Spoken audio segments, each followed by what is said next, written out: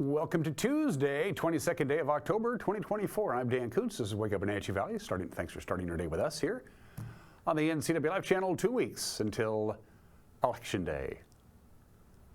Just thought I'd throw that out there. It's a little cool. It's 43 degrees right now. That is below normal for this time of the year. But once the sun gets up and running, we'll be above normal again today. We hit 64. Yesterday, of the 21 days that have come and gone in the month of October, 16 of those 21 days, we've seen our high temperature above normal. Going to be above normal today, tomorrow, for the most part on Thursday. Things won't really start changing until Friday night, and then we're going to really see some pretty dramatic changes from Mother Nature. But the next 3.5 days, rest of the work week, essentially pretty quiet. Forecast details are on the way, as is the news, and there is a lot of it. Another busy day in the newsroom yesterday. Sports. Yeah, we'll do that too. I just can't wait for Friday night at 5 o'clock for the World Series to begin. It can't come soon enough for me. It is general election season. Alan Blackman is one of the 2 Chelan County District Court judges. He was appointed to his seat a couple of years ago. Kyle Mott, the former judge, returned to private practice. Alan was appointed to the seat, but now he has to run to hold on to that seat. And Alan Blackman has a challenger in Jay Eyestone, and they had a chance to sit down with their very own Jefferson Robbins. So if you haven't filled out your ballot yet for Chelan County District Court Judge, you'll get to know those 2 candidates in the back half of the program. And we begin our tour around the valley in north central Washington, although it's still not officially sunrise. We're still 28 minutes away from that, 7:30. Sunrise this morning, sunset tonight, 5:59 before 6 o'clock. 10 hours and 28 minutes of daylight. 64 yesterday. Our normal high is 57. We're going to be above that, not by much, but we'll be above that for the next couple of days. But the temperatures in the overnight hours are going to get chilly in many of our viewing locations. We'll show you that in just a couple of minutes from our Wenatchee Heights camera. And from there, we are off to, sorry about that. I don't know why I did that. Off to the Lake Wenatchee camera, of course. Probably running out of time to play golf at Kaler Glen. They close earlier than the other ones. For one thing, they get frost there, and they don't like it when you walk on the putting greens when it's frosty. Damages the grass. Good morning to Lake Wenatchee and the Cascades off in the distance with a little bit of snow up there. They had a little dusting of snow on Stevens, by the way. It's gone now. Camera 3. We're continuing our tour of our favorites. Beautiful sunrise getting ready to happen up Billy Goat Way. Good morning to our friends up Billy Goat Way. That's probably, of all of our cameras, the highest one above sea level. I think that's almost 5,000 feet above sea level. I'm not sure. I don't know how the technicians get up to that site to maintain the tower, but they do somehow or another. In the wintertime, I'm assuming snowmobiles. Anyway, good morning to our friends up in the Okanagan County area. And finally, camera 4. The Wahatus camera, which has become rather popular around here. Looks like they might have a few more high clouds down there. I saw just a couple from our Wenatchee Heights camera. Beautiful moon. It's chilly though.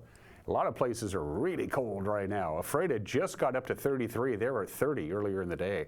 Manson's at 34. Moses Lake is at 36. It's got some chilly temperatures out there right now. And things are going to stay cold in the overnight lows right through the weekend until we get to some more radiant cloud cover. As you can see for the Wenatchee Valley, we're going to be above freezing for our overnight lows, but other places in our viewing area, not so much, really cold in some locations. Omak, you're going to be below freezing for the overnight lows for a few days up there. Moses Lake below freezing or right at the freezing mark. Same deal with Leavenworth, right at that freezing mark. Have you blown out your irrigation lines yet? You might want to do it in the next couple of days because that's going to be one problem you do not want to have come springtime. So get ready for some chilly overnight lows. We don't have any cloud cover, and we're under the influence of a ridge of high pressure. It's actually a flat ridge, but it's doing the job. From the National Weather Service, it looks something like this. Lots of sunshine today, all day long, high of about 60 degrees. There's your overnight low, getting chilly, 35. Will be our overnight low as we get up on Wednesday morning. We do it again Wednesday, sunshine, 59. Again, our normal high is about 56, so slightly above normal. We do it again Thursday. We do it again Friday. Friday night is when things start to change. Come Friday, a short wave moves through the area, and then the pattern will shift. Temperatures will stay pretty average for this time of the year, but we have an increasing chance of rain Friday night, Saturday, Sunday, and Monday. Hit and miss showers right through the early part of next week. We got to get there first. For the rest of the work week, though, nothing but sunshine. All right, after a quick break, we will have the news, because that's what we do around here. You're watching a Tuesday edition of Wake Up Wenatchee Valley on the NCW Live channel.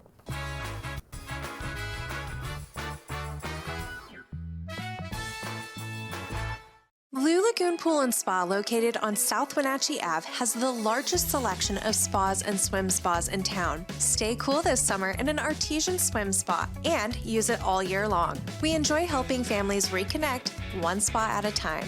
Hot tubs are proven to improve sleep and decrease arthritis pain. Our passion is water, so please bring us a water sample, and we will help you diagnose your pool or spa water for free. Blue Lagoon Pool and Spa, your pool and spa experts.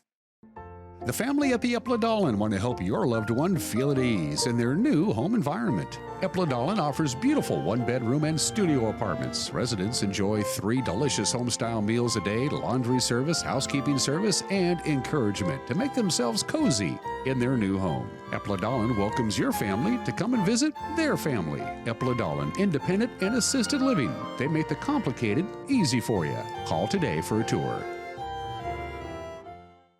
I'm Keith Gaynor, running for your next 12th District State Senator. It's been a privilege to serve you the past 6 years in the House of Representatives. I believe public safety is a critical issue that affects all of Washington. This should be one of our highest priorities. Washington families are struggling. Housing, food, and gas prices are severely affecting our budgets. We need to find better ways to support our families. Together, we can build a better Washington. It's true. Health Alliance and Assurance Northwest Medicare Advantage plans are terminating coverage, and they will no longer be available for you beginning January 1st, 2025. So you have 2 big options. 1, join one of the 2 new Medicare Advantage plans, WellCare or Humana.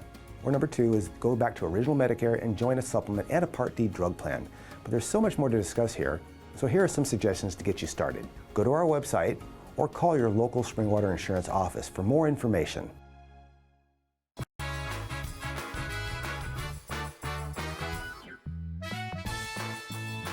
Clear skies, 43 degrees, right around the 60-degree mark, but lots of sunshine, and that's the forecast for the rest of the work week. Temperatures remain about average into the weekend, but our chances of rain will pick up quite a bit. It's just about 7 minutes after the hour. 2 women on foot at a busy Wenatchee intersection were struck Monday morning by a pickup truck when the driver failed to notice them in the crosswalk. Wenatchee Police Chief Edgar Reinfeld says the accident happened about 8:45 yesterday morning at 9th and North Wenatchee Avenue when the driver of a westbound 2011 Chevy Silverado tried to make a left turn from 9th to go south on the avenue. The women, ages 23 and 24, were walking across Wenatchee Avenue in the crosswalk when the truck struck both of them. A bystander who did not want to be identified snapped this photo of first responders treating the victims in the aftermath. Reinfeld says they were treated for injuries which did not appear to be serious. The driver has not yet been charged, but is likely to face a citation for failing to yield to pedestrians in a crosswalk.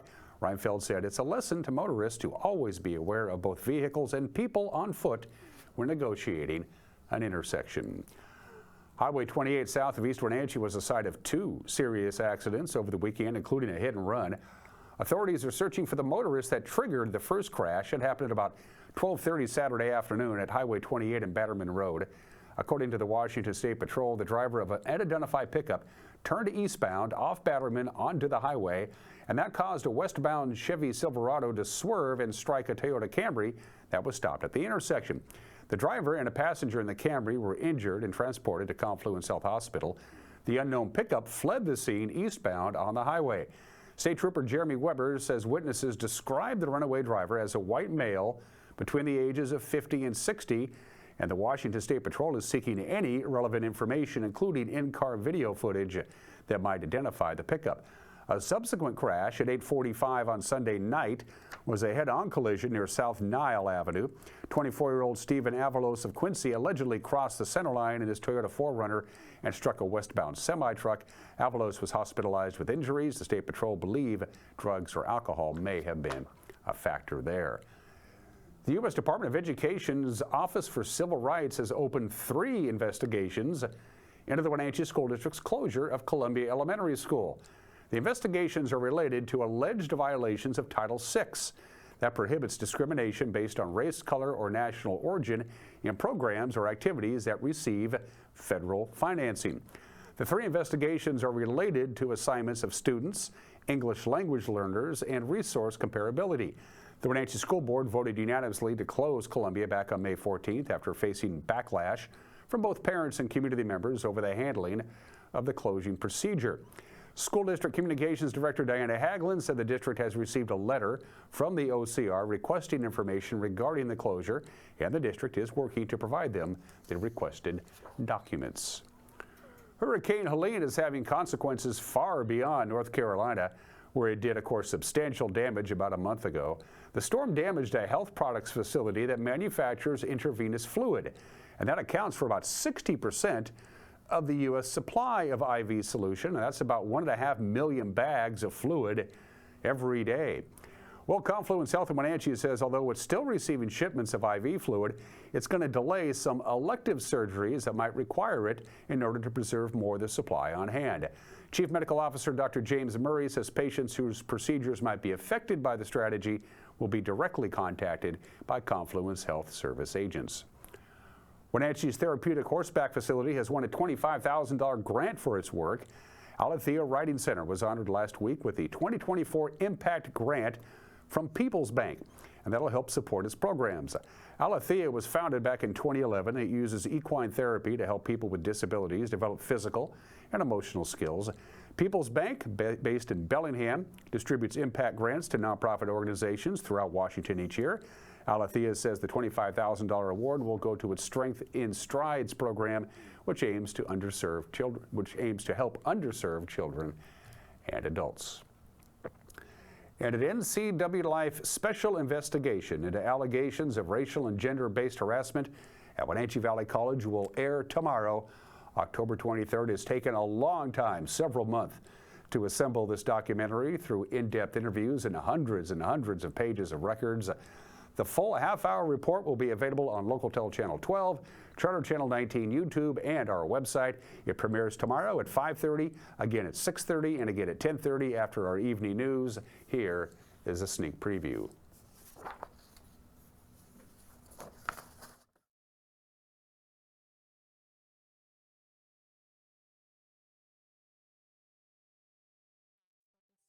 Who have previously worked or currently work at the institution. The women spoke of harassment by male colleagues, lack of action by leadership, and a toxic work environment that's driving women and people of color away from the campus. They say some of those who've left, including themselves, would have stayed if not for the college's culture. It's culminated in a $5 million lawsuit from one of its own professors accusing WVC of fostering a hostile work environment. The stories included in this report are also guided by public records obtained by NCW Life. This is Campus Crisis: Harassment at Wenatchee Valley College.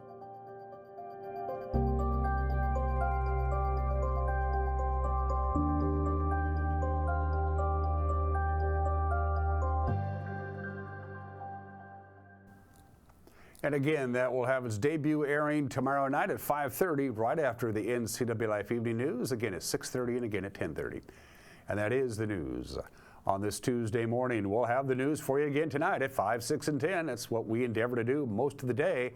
Gather the news and get it ready for you. 5, 6, and 10 on television, available on the World Wide Web right around 5 o'clock, Monday through Friday on our homepage, ncwf.com, our YouTube page, our Facebook page. It's out there. We try to make it as easy as possible for you to find the news. This is important. And if something out there you think is newsworthy, send us an email, news@ncwlife.com. Sports is next. You're watching a Tuesday edition of Wake Up Wenatchee Valley on the NCW Life channel.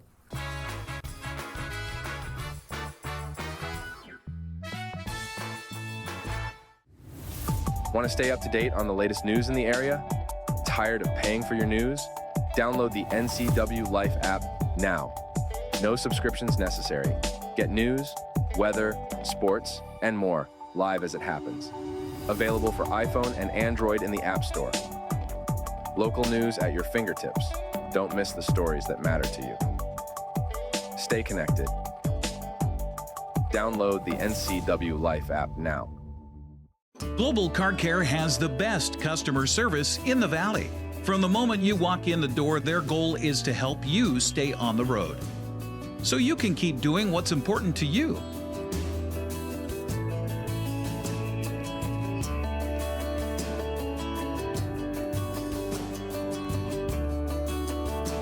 Global Car Care certified ASE mechanics stand behind your automotive repairs.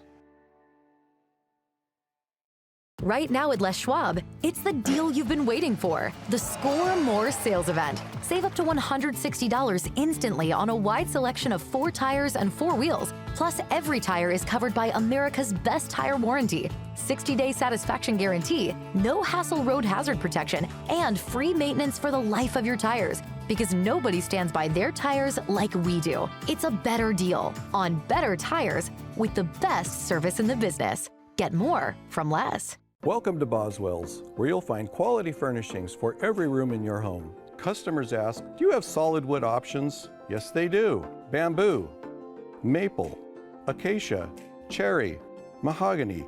With 2 floors of quality furniture and complimentary design services, Boswell's design team can create a home that's uniquely yours. For almost a century, people have chosen Boswell's for their quality and customer service. Boswell's Furniture, it's closer than you think.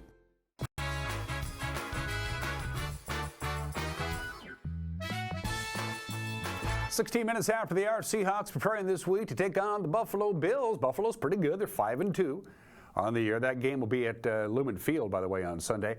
Hawks coming off what may be their biggest win of the season so far, that 34-14 beatdown over the Falcons in Atlanta.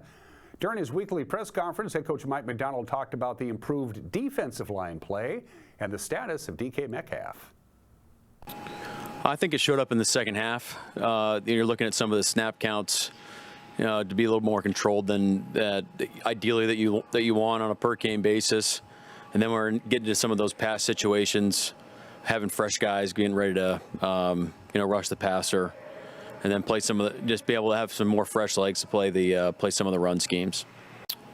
So he's got I think it's a minor MCL. Timeline not sure.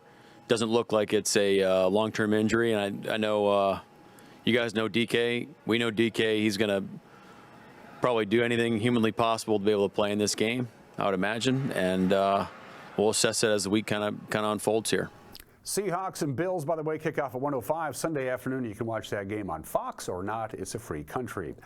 The Seattle Kraken, winners of 3 straight, 4 out of their last 5. They welcome the Colorado Avalanche to Climate Pledge Arena tonight. Colorado is coming off a 4-1 win over San Jose on Sunday. The puck drops at 5:30. That'll be on ESPN. Prep soccer tonight. Our cameras will be at Eastmont High School, Wildcat Stadium. Davis Pirates in town, 7 o'clock. We'll have that game for you tonight on TV. Wenatchee travels to Moses Lake. They're hoping to stay unbeaten in Big 9 play. West Valley's at Eisenhower, all getting going at 7 o'clock. Prep soccer in the CWAC. Full slate of games. Ellensburg's at East Valley. They all start at 6, by the way. Ephrata welcomes Grandview. Othello plays host to Prosser. Toppenish welcomes Sela. Prep soccer. Cashmere is at Keona Benton at 6 o'clock. Earlier in the day, it's Omak at Bridgeport. And then at 6 o'clock, Manson welcomes Brewster. Pateros has Okanagan coming to town. Non-leaguer, Liberty Bell at Cascade, and Lake Roosevelt at Tenasket on the pitch. There was some volleyball last night locally. Omak got by Liberty Bell 3-1. Bridgeport over Wilson Creek 3-2. Pateros got by the Cascade Christian Academy 3-1. Of course, whenever Thorpe and Garden City Academy meet in volleyball, you can just throw the records right out the window. Thorpe sweeps them 3-0. Prep volleyball schedule in the Big 9 tonight. Once again, Panthers undefeated, ranked high in the state. Welcome Moses Lake to their gym at 7 o'clock. Davis has Eastmont coming to town. Eisenhower at West Valley. They all begin at 7 o'clock. CWAC schedule at 6 o'clock. It's Ellensburg welcoming Sela. Ephrata has Grandview coming to town. Othello travels to Yakima to take on East Valley at 6:30. A little bit later on, it's Quincy at Prosser and Toppenish at Cascade. For the smaller schools, Cashmere's volleyball team at Keona Benton at 6:30. Also at 6:30, it's Manson at Chelan. This will be good, really good. Check that one out. 2 of the best volleyball programs in the state doing battle at Chelan's gym. Lake Roosevelt has Tenasket at 6 o'clock as Brewster at Okanagan at 6:30. Orville at Waterville Mansfield at 6:30. Pateros will be at Aniat at 6:30. Slightly earlier, 6:15, Soap Lake welcomes Moses Lake Christian. Cascade Christian Academy has Garden City Academy coming to town. And Easton welcomes Wilson Creek. Again, soccer tonight. It is Eastmont. It is Davis. They're both vying for playoff positions. Wenatchee is running away with the league as far as soccer is concerned, but Davis and Eastmont knocking on the door. Sebastian Moraga, Matt Wiesen with the call. Pregame at 6:50, and they'll kick off, or start the game anyway, at 7 o'clock right here on the NCW Live channel. Also be streaming on our Facebook page. And then Thursday, yes, a rare Thursday football game. It's the Battle of the Bronze Shoe. The rivalry between the Goats and the Bulldogs, of course, they're not in the same league anymore, but they're still going to play each other, will be in Kashmir. That game will be on Facebook only, live at 6:30. Kickoff at 7 o'clock on Thursday. Again, Facebook only. It'll be televised the following day. Long story, don't want to get into it. And those are just some of the games that people are playing at 20 minutes after the hour. If you want to celebrate National Make a Dog's Day today, you can do so. It's National Color Day. I wouldn't even know how to celebrate that. Smart is Cool Day. I don't get to celebrate that. No, today is National Nut Day. And we've been eating nuts as long as we've been people.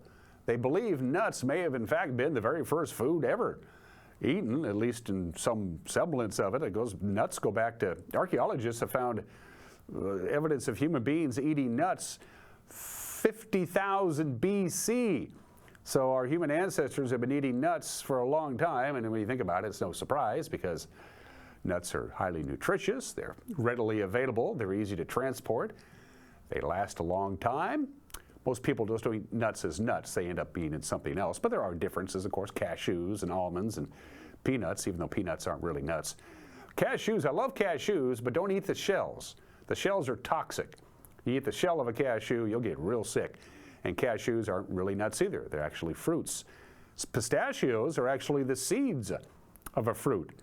One serving of walnut will supply you with 100% of your daily omega-3 requirements. What a serving of walnuts is, I don't know. One serving of chestnuts will supply 20% of your vitamin C. We don't normally associate nuts with vitamin C, but there's a fun fact for you. And 40% of the world's almond supply is purchased by chocolate manufacturers because they can put almonds in just about anything chocolate related, and you have a party in your mouth. Happy National Nut Day today. I'm usually snacking on 2 or 3 most of the day. During the day, I just pop them in your mouth. It's 22 minutes after the hour. Today in history, it was well publicized. He told everybody he was going to do it. It was in the newspapers. October 22nd, 1797, 227 years ago today, in the streets above Paris, André Jacques Jeannon makes the very first recorded parachute jump. He went up in a balloon to about 3,200 feet. He cut the cord of the balloon floated up. He came down, he said later he came down a little faster than he was anticipating. He was in a basket, he wasn't like strapped to something. He fell, he landed, he was a little banged up, but otherwise unhurt. And everybody came to see it, and they said, this guy Andre is nuts. Well, he proved it could be done. The first recorded parachute jump happened on this date 227 years ago today. October 22nd, 1884, 140 years ago today, everybody knows that, you know, the prime meridian of latitude is the equator. Everybody agreed on that. The equator is latitude. What's going to be the prime meridian of longitude? This was a contentious issue. Some place has to be ground zero. What's it going to be? So they all got together. The International Meridian Conference got together in Washington, D.C., and they decided after a month of negotiating that the Royal Observatory in Britain would be the prime meridian of longitude. That's it right there. It's a tourist attraction. You go there and get your picture taken at exactly 0 Greenwich Mean Time. France, by the way, to the surprise of nobody, France voted no. They wanted Paris to be the prime meridian of longitude, but they got outvoted. France was so mad they wouldn't even recognize Greenwich Mean Time until 1911. I mean, come on, guys, get over it. So there we go. Now we know where that came from. And 62 years ago today, everybody got real nervous. President John F. Kennedy goes on national television and said, guess what? We have found out that the Soviets have nuclear weapons in Cuba. They have missile bases. They've been putting them in for quite some time. We found out about this about a week ago. And we got to do so. We can't do nothing. So he ordered a blockade, a naval quarantine of Cuba, and said, Khrushchev, if you try to ship any more missiles down to Cuba, we're going to do something about it. And the Cuban Missile Crisis, which had been going on for a couple of days, became public knowledge and would make everybody really nervous for about the next 7 days. Birthdays. One heavenly birthday, the de facto leader of the Three Stooges, Curly Howard, Born in the state in 1903. I got my little Curly Howard doll here on the desk.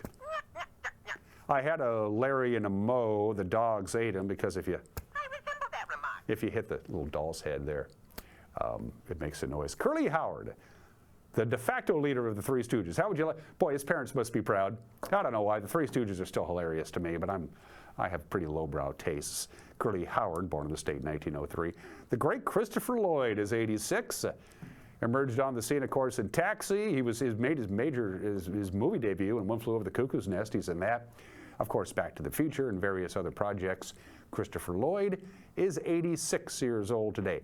Deepak Chopra. He's the only real, I don't know, new age, self-help kind of guy that I'm kind of into. I'm not really into that, but the works of Deepak Chopra is good, really good. His 7 Spiritual Laws of Success. The guy, he makes you think. He's 78 years old today. Happy birthday to Deepak. And Ichiro is 51 years old today. Happy 51st, Ichiro. He will be inducted into the Baseball Hall of Fame next July. I guarantee it. Special thanks to our platinum sponsor, Alpine Air, for heat and air. Call Alpine Air. You saw the forecast. We're going to be right at the freezing mark here in the Wenatchee Valley for the overnight lows or close to it. Many locations in our viewing area are going to be below freezing. It's that time to make sure your heater can handle the upcoming cold winter. And if you think it might be on the fritz, your first call always to Alpine Air. All right, we're going to take a break. When we come back, Mike McNaughty has an opinion about what I don't know. I put it in the system yesterday and I forgot already. And then if you haven't made up your mind yet on Chelan County District Court Judge race, it's a contested race between Alan Blackman and Jay Eyestone. We will have that conversation with our own Jefferson Robbins when we come back. You're watching Wake Up Wenatchee Valley on the NCW Life Channel.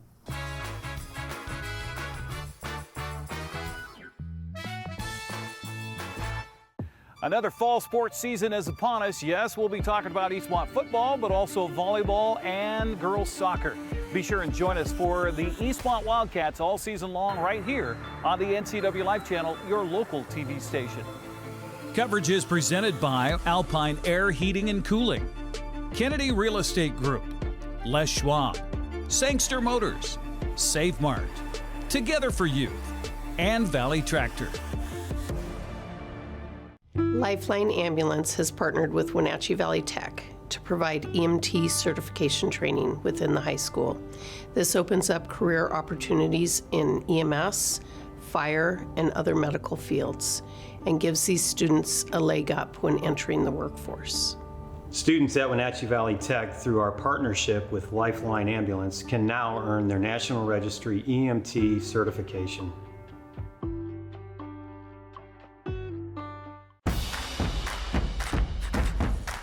A ductless unit from Carrier can keep anyone comfortable. Take Shelly, for instance. She finds me time in her new attic-turned-home gym. And with her Carrier ductless unit, the temperature is always perfect. No matter how intense her workout gets. Carrier. Total comfort, totally happy. Turn to the experts, Carrier and Alpine Air. Heat and air, call Alpine Air. Here's your coffee, that'll be $5. Thanks. Oh, it's only $5. Oh, I like paying double. Why? I've always paid more. You wouldn't pay double for coffee. So don't pay double on your heating bill. Cut your heating bills by up to half when you switch to a heat pump or ductless mini split and get cash back from Chelan PUD plus federal tax credits. Learn more at chelanpud.org/save.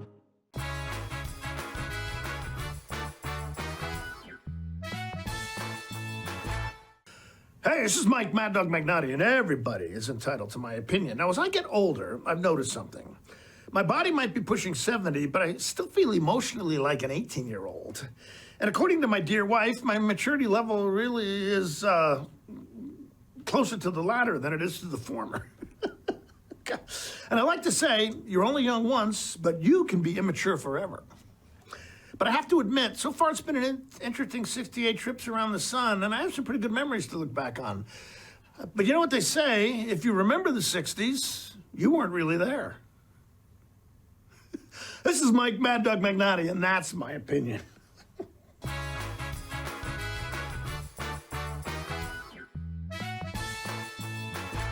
My name's Nick Dirk, and I've been a cinematographer-photographer for over 10 years. I got my start at the Wenatchee Valley Technical Skills Center. Without the Tech Center, I wouldn't have got my first job in media production 3 months after I graduated high school. My name is Charlie Voris, and I own Vortex Productions. My work has taken me on exciting adventures all around the world, and I got my start at Wenatchee Valley Tech. Hey, my name is Oli Mingo, and I'm the Executive Director at Heirloom Creatives in Wenatchee. I am so thankful for Wenatchee Valley Tech to be able to have my dream career. Bob's Classic Restaurant and Distillery, established in 1987, where we concentrate on what we do best, creating excellent food, exciting drinks, great customer service, and an imaginative atmosphere to craft an excellent dining experience for breakfast, lunch, and dinner. Shareable or not, that's up to you. Bob's Classic dishes are handcrafted and full of flavor. Enjoy the experience at Bob's Classic with your family and friends today. Welcome to the Gilded Lily home, where something extraordinary is waiting. Fall has arrived at the Gilded Lily. Luscious colors of rust, orange, and gold lead you throughout the entire store. Gourmet foods to delight your guests. Stylish linens, handcrafted jewelry. The Gilded Lily home, where you can step in for inspiration and leave with beautiful items for your home, your kitchen, your lifestyle. When you've been in business for 40 years, it's because you understand change and you put members first, always. Now Works is announcing a change in their membership model. Up to 6 people on one membership that you can mix and match. The more people, the bigger the discounts. Introducing the Works shared membership model. One membership, friends and family and flexibility.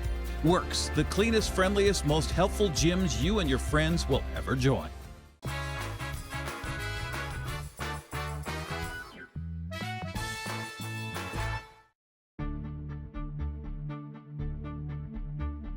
Jefferson Robbins with NCW Life. If you have dealt with a traffic ticket, an infraction, even a misdemeanor criminal charge in Chelan County, you probably have visited the inside of Chelan County District Court. The 2 judges who preside there don't see a lot of big flashy trials, but the decisions they make can still have implications for the law and how it's applied in Chelan County. A judgeship is a nonpartisan post, and one of those judicial positions is up for election this fall. Attorney Jay Eyestone is challenging the incumbent judge, Alan Blackman. Thank you both for being here today. Thank you, Jefferson. Thank you, Jefferson. I want to give you all a chance to introduce yourselves. You are both known in the legal community, but just pretend nobody knows who you are. And Jay, because you're first in the ballot position, I'll let you introduce yourself first. Tell us about yourself. All right, I appreciate that. My name is Jay Eyestone. I am an attorney. I work at the law firm of Kottkamp, Yednack, and Esworthy, which is located here in Wenatchee.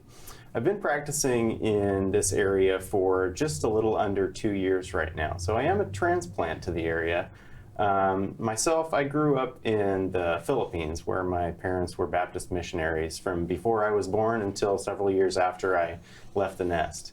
This is my wife's hometown. We have 2 little boys, and when we needed to pick a hometown to raise those boys in, my wife's hometown was the clear winner. So I couldn't be happier to be here, and I couldn't be more committed to the long-term safety, effective administration of justice, and success of this community, because this is my home now. Thank you, Jay. And Alan, please introduce yourself as if we've never heard of you before. Well, thank you. My name is Alan Blackman, and I'm current presiding judge here for Chelan County District Court. For the last 28 years, I represented our county here in Chelan County, either as a prosecutor or a judge for those 28 years. I was raised here. I grew up here in Wenatchee. I'm very proud of our community, the connections that I've made in our community, and I want to continue to represent you folks here. And I think that the knowledge, I guess, of who we are as a community is important in doing the job that I do on the bench. Now, as you mentioned, this is a nonpartisan position, and so I've got broad support from all members of our community, making sure I don't focus just on one area or the other, but making sure we have that broad support. But it's enjoyable when I go out doorbelling to meeting folks in the area that I grew up in. In fact, seeing some folks that I even grew up with still living in the family home. So that's a little bit about me, but I was raised here in Chelan County and I love it. What do you think, Alan, and we'll stick with you for the next question, is the most important duty of a Chelan County District Court judge? I mean, what rises to the top when you think about the mission of wearing that robe and presiding in court? Well, I think the number one thing we need to make sure of is access to justice here in all of our courts, not just a district court, but Superior Court or Court of Appeals and the Supreme Court, not only in local levels, but on the federal level as well. And the reason it's that important is that we need to make sure that folks, when they have a controversy or a dispute, they have a forum where that can be heard by somebody that's fair and impartial. And so we want to make sure that by providing that access, whether it's in the criminal side, and appointing public defenders or giving the opportunity for those criminal disputes to be heard, or civil matters such as our anti-harassment orders or our small claims cases. In fact, small claims cases, we don't have attorneys in those. It's the folks get a chance just to say what they wish to say. And that's something I feel very strongly about, is when folks come before the court, and how I run my court, is I want to make sure that every voice is heard, so people have an opportunity to express to the court whatever they might be. When I'm sentencing somebody, I always ask the defendant, they have what's called the right of allocution. Is there anything you want to say? You can say really anything you want to, just to make sure that a voice and what you want to say is being heard. Same thing with small claims or anti-harassment hearings, making sure the other party gets a chance to speak with their mind, and then the other party, and then I'll go back to that party, anything more, to make sure that they really get a chance to speak what is on their mind and support their position. Now, understanding the court is going to have to make a decision one way or the other typically, but I want to make sure that when, at least in my court, when you come before the court, you understand the court has heard you, might rule against you, but understand you just at least had your day in court and you had that opportunity to speak. And so that's what I think, at least for any court in that matter, is access to justice. And Jay, from your perspective, what do you think is the most important duty of a Chelan County District Court judge? Thanks, Jefferson. I would say that a district court judge's most important duty is to make sure that truth shines through and that justice prevails. So a district court judge can hear a lot of different kinds of cases that all might serve unique ends. For example, a criminal case, it has a lot to do with sometimes punishing wrongdoers or rehabilitating them. A civil case can involve righting some wrong that happened between two private parties. And all of those things, righting wrongs or holding people accountable, could happen without a judge being there. For example, a neighbor could take revenge on another neighbor, or the sheriff's office could use its jail resources to punish a wrongdoer without a judge's involvement. But in our system, we put somebody in between that to ensure that when punishments are imposed or rehabilitation is sought, that it's done in a way that is fair, and after we have followed a carefully regulated process to make sure that truth is determined before we impose consequences. And similarly in civil disputes as well.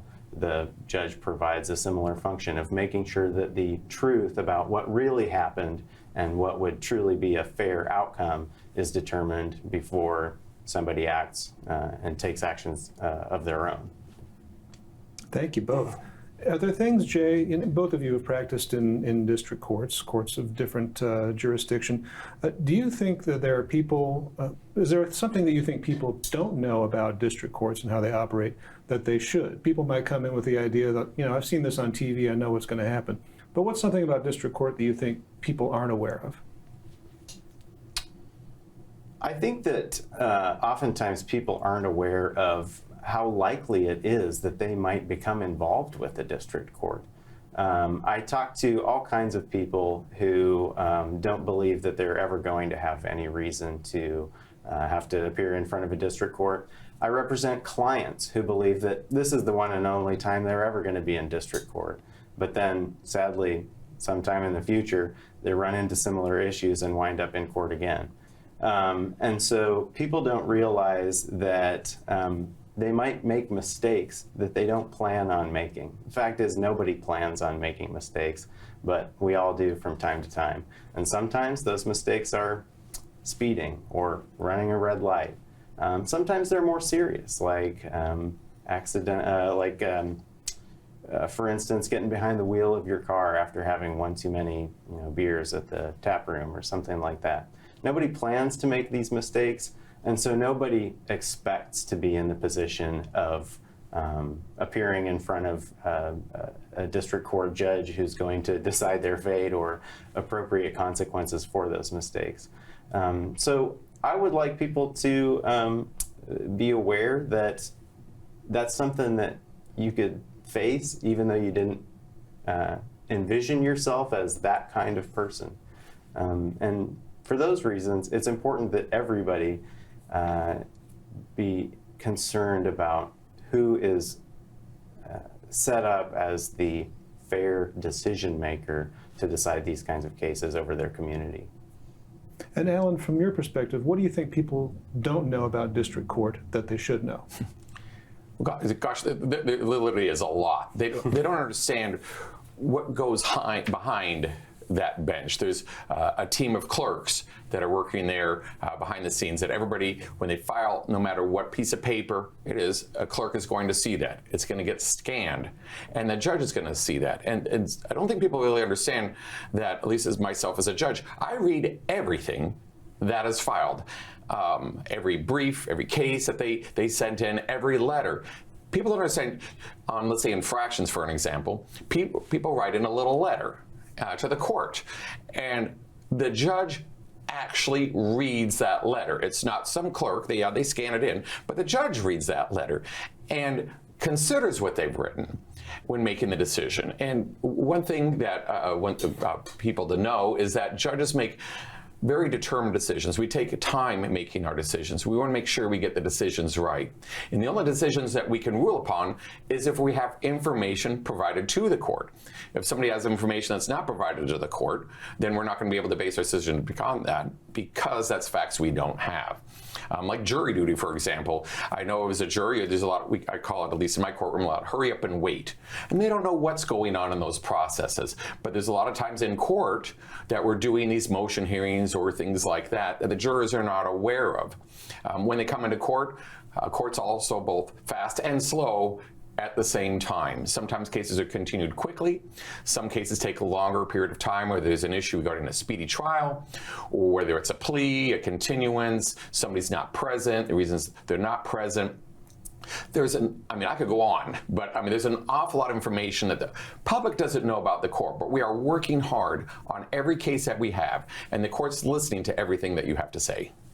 One thing I'd like people to know about courts, and the reason I'm not asking specific questions about specific cases, is that there are rules of procedure that bar judges and candidates for a judge from saying how they might rule on a particular case. So, but we can ask this, Alan, from your perspective, what is the overarching philosophy that you think you bring to the bench that you would maintain on the bench if you're elected to another term? Well, the philosophy, and I mentioned it before, is access to justice. I want to make sure that every voice is heard, and I want to continue on that path. And admittedly, out in the public, sometimes the judiciary is not looked upon favorably. In fact, in our community, in our nation, that folks are having some issues with appellate decisions and things like that. And so the public is starting to lose a little bit of faith, I might say, in the judiciary. And I want to make sure what we do here locally is making sure that justice prevails and we're keeping faith in our judiciary. One way I do that is always making sure that we're hearing from all voices, not just on the criminal matter from the prosecutor and the defense attorney and the defendant, but what about the victim? If we continue, or if we have, that we are not listening to our victims, who is almost everybody in our community, if they've been a victim of a crime, whether it's a vehicle prowl or a burglary or a trespass, if we're missing those voices, then people are going to start to believe, well, then it doesn't really matter what I have to say. And they're going to continue to lose faith in the judiciary, and then the authority of the judiciary is going to erode. And so I always make sure in my court, when we're dealing with the crime of the victim, I always make sure I ask the prosecutor or the parties, have you talked to the victim? And what do they think about this? Because we want to make sure that those voices are being heard, particularly against crimes against persons. So that's one thing I really continue to advance and make sure we do, so we can keep some of that faith in the judiciary. Another one, make sure we're always following the rules, making sure that the court's decisions, as I've always done, is well researched. I will read the briefs the parties have. I will read the case law, and I'll understand the legislative intent behind those cases, including going 20, 30 years in the past, looking at legislative history and what the legislature meant when they originally passed this law. And Jay, for you, And Jay, for you, what is the overarching philosophy that you would bring to the bench if you were elected? First, I would approach every case with an open mind, making sure that I'm not prejudging it based on my own biases or assumptions based on the way that it's perhaps similar to other cases that I've seen in the past. One thing that I've found working in a defense practice and in private practice is that oftentimes it's easy to look at a police report, for example, and at face value to categorize the people involved, put them into certain boxes and make generalizations about them. But as I've spent several years meeting with clients in confidential conference rooms and having privileged conversations with them about the circumstances that led to their justice involvement in the first place, or other people that were involved that might have just been briefly mentioned in the police report or not mentioned at all. I've learned that these categories, these boxes, don't fit for almost anybody. Everybody approaches the court from a unique point of view, with a unique background, and with unique goals and with unique needs. As a judge, my goal would be to try to avoid falling into any kind of thinking ruts that are based on generalizations from my prior experiences, but remain open-minded to make sure that I'm considering input from everybody, all the arguments that they might make, all the evidence that they might present, and everything that might be unique about a case before I make any kind of prejudgments about what should be done with that case. Well, things like the Supreme Court's Blake decision have really put some changes upon the district courts in the last 3 years. The change of a drug possession from a felony, then to not a crime, then to a misdemeanor. A lot of responsibility came through district courts as a result of that. Jay, starting with you, what do you think is the best way that courts can adapt to the new laws surrounding drug possession, and can Chelan County put some of those practices into motion? Sure. First of all, district courts can adapt, I guess, by just applying the law as it currently is. So we've seen some changes in the law over the years, and it would be totally inappropriate for a judicial officer to try to resist the law as it currently is enacted. And so if I have the opportunity to serve this community as a judge, I would do my best to apply and interpret existing law as it is, without being clouded by the history of how we got here or my thoughts about what the law should be. Another thing that you brought up there is how that has changed the responsibilities of a district court, and that has been tremendous because simple drug possession has been taken away from the scope of the Superior Court and now placed in the district court. That increases district court caseloads and also raises the number of district court participants who might be there because of substance abuse as a primary driver of their criminal conduct. Superior courts and courts around the country have been using things like therapeutic treatment court programs, sometimes it's called drug court, as a way of offering more intensive supervision to certain defendants in exchange for other procedural benefits in their case when they are willing to go through that intense supervision and intensive treatment. Now that this category of cases is in district courts, I think it's very important and appropriate that the Chelan County District Court launch therapeutic treatment court programs And unfortunately, I see that there isn't always buy-in from other members of our community that would need to support that. And so I would like to use my experience in that arena to try to encourage use of those things in the district court. Thank you for that answer. Alan, from your perspective, the best way that courts can adapt to the new laws surrounding drug possession here in Chelan County? Well, as you mentioned, Blake kind of upended everything in our criminal justice system regarding controlled substances. When we had the legalization of marijuana, then those cases dropped off district court. But now, as Superior Court no longer hears those felony level matters, those are in district court. We had that gap of time, about 5 months, before the legislature acted in passing a law prohibiting the possession of controlled substance. So if we had that period of time where it was kind of a free-for-all, where folks were using whatever substance they wanted to without particularly any impact. And when the legislature created the new law, making it a gross misdemeanor, but mid-level kind of gross misdemeanor, part of that, and during this program, was they created what's called diversion, or recovery navigators. When I was a prosecutor, I was involved with recovery navigators here in our county. And what that was is a diversion service where the officers would have contact with an individual, give them a slip of paper at that time. It's like, here's an individual you can contact to try to get help. That was ran by some local providers here. And so I was very much involved in that on not only the policy part of that, but also the implementation of that. And that was something I felt very strongly about, along with a number of other behavioral health committees I've been a member with over the course of my years as a prosecutor. Another option is also what's called recovery coaches. Now, these folks address individuals that are undergoing substance abuse assessments, and while they're in the jail, and these recovery coaches can then go into the jail to give them resources. We have several of those individuals here. They're doing very important work. So as a judge, I'm very aware of those. I want to make sure we're using those programs. Also want to make sure that we have alternatives, such as therapeutic courts, which our court is currently working on. That's to be a limited number of participants. There's going to be certain qualifications, and what that would be is up to the prosecutors. But the courts and myself have always been a strong component of our therapeutic courts in our communities. I want to continue to do that, but also making sure that we're addressing that pandemic or epidemic, I suppose, we have of substance abuse in our county. And a final closing question for you with 1 minute, Alan. Why should people vote for you to retain you for Chelan County District Court Judge? Well, thank you very much. Well, for the last 28 years, I've been representing you folks already, either as a judge or a prosecutor.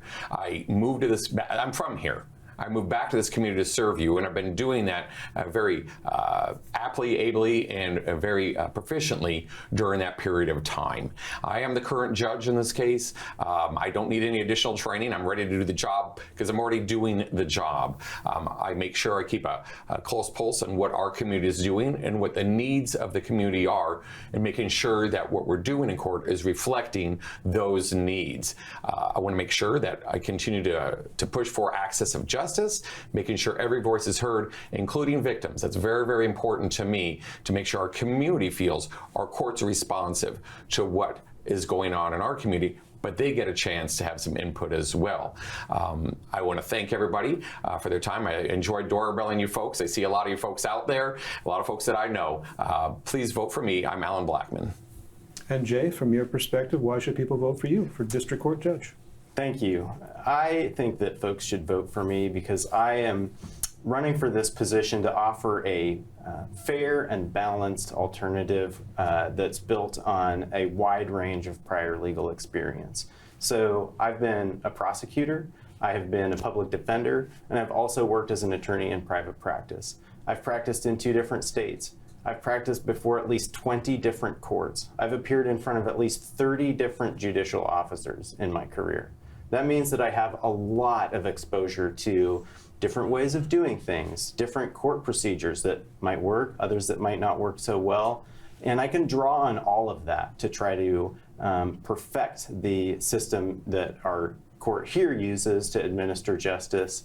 And I can also draw on the balance of having been a prosecutor and a defense attorney and an attorney in private practice to understand the unique perspectives of everybody that approaches the court from their own unique points of view.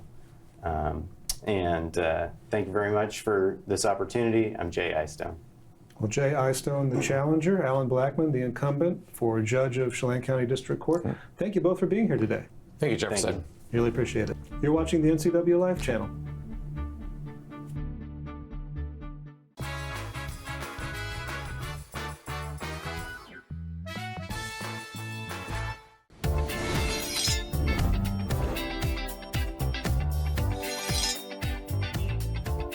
I'm Jen Mueller. Watch for my show, I Cook, You Measure on NCW Life. It's part cooking instruction, part entertainment, and all about connecting over food and wine with your favorite Northwest athletes. Watch I Cook, You Measure with Jen Mueller Mondays at 1, Wednesdays at 2, Fridays at 11 a.m., and Saturday and Sundays at 10:30 p.m. right here on the NCW Live channel. Are you dealing with a pest or weed issue and you just don't know what to do?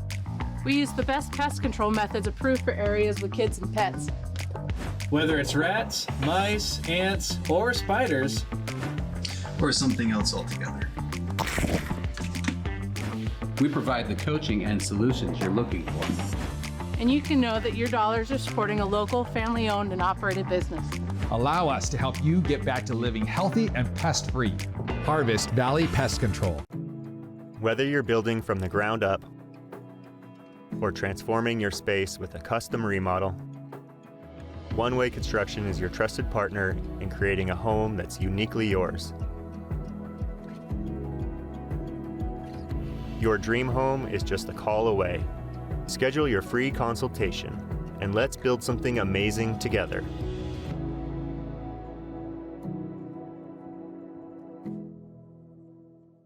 Downtown Wenatchee, something for everyone. Welcome to Henry Harrow, purveyors of modern-day provisions. Stop in, meet the team, and shop their curated collections of home, kitchen, and bath goods.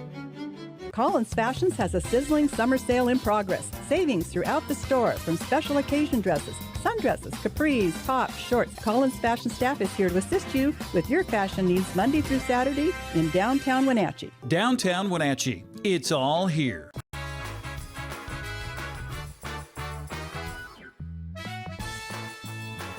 "45 degrees here in the Wenatchee Valley, and we are the warm spot.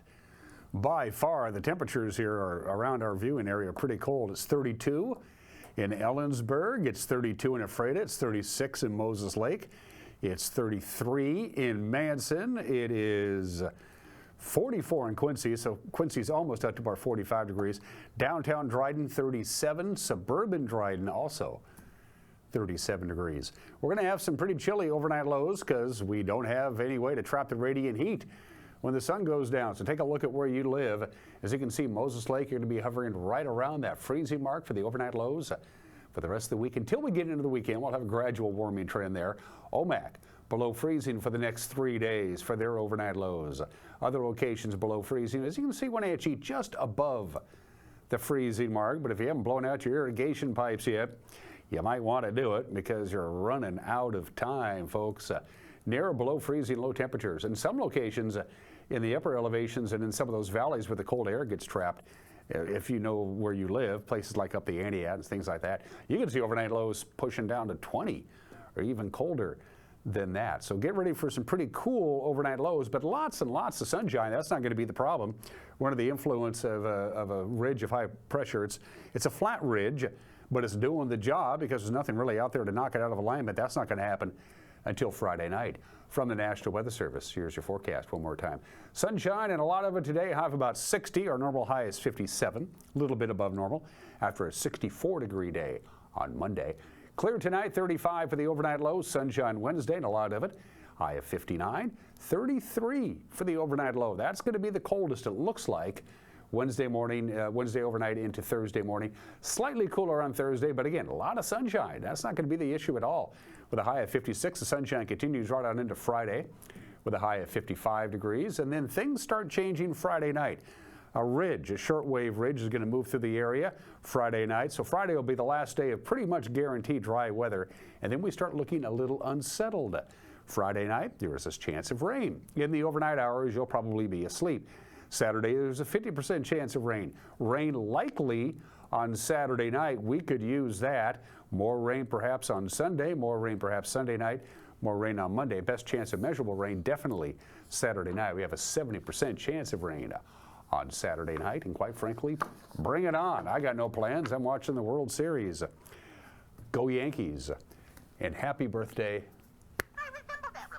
to Curly. We'll see you tomorrow. Bye-bye.